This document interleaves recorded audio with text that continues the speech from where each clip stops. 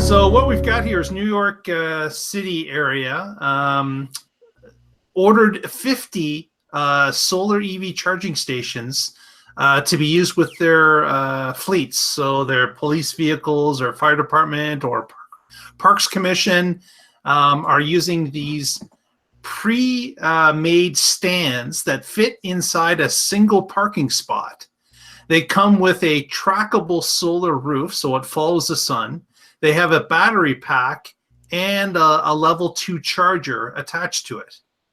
So they're mobile. They can move around anywhere since they're not attached to the grid. They just use their own batteries. These units can be set up in any parking spot they want. And if they get used far less than they thought they would, they can pick it up and move it to another spot. So Ooh. Excellent idea. Yeah.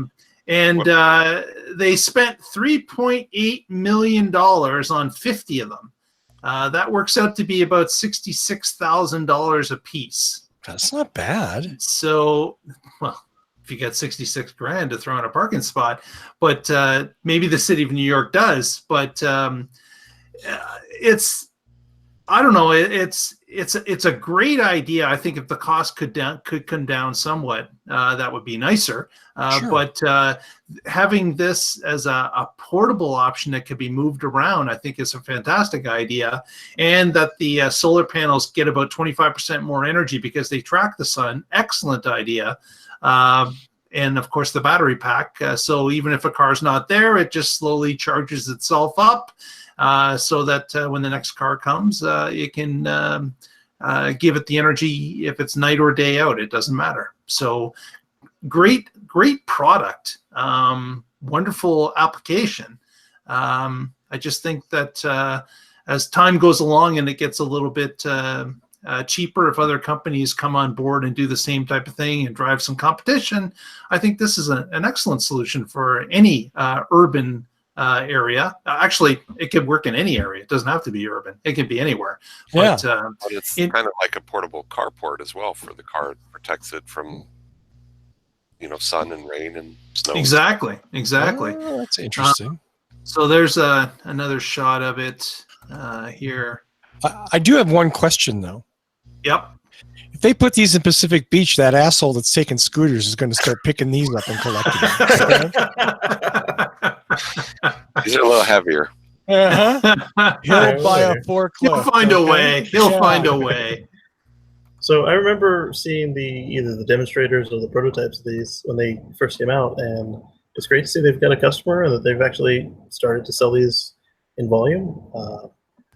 And the fact that they don't have to plug in anything just makes it that much easier to deal with. I like that. Yeah. So kind of a cool. I have seen these for a while.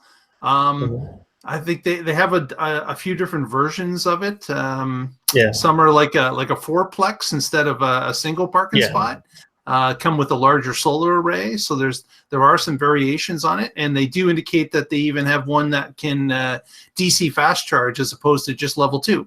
So there are some options that even make it a little bit more versatile. So giving quotes such as you get about 225 miles of EV range per day on the L2, and you can get up to a possible 1,100 miles a day on a DC fast setup.